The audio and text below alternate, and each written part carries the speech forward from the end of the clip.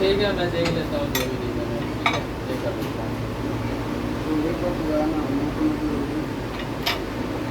नहीं तो जो मैंने 2 पार्सल मैंने भेजा उसमें मामूल आ गया क्या?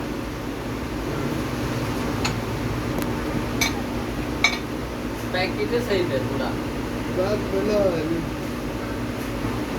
नहीं नहीं, वो बात सही है। तो जो पैकेट में निकला, जो मैंने 800 पीस अभी मंगवाए, उसमें खोल के देखे मामूल लगा था।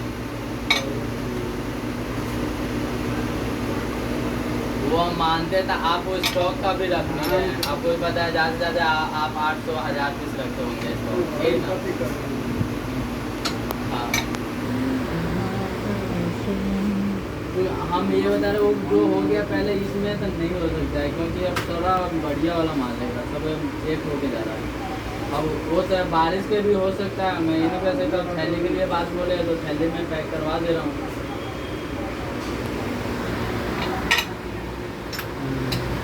ठीक है, देख लेता हूँ, कोई हो भी सकता है, मैं ये नहीं कह सकता। हाँ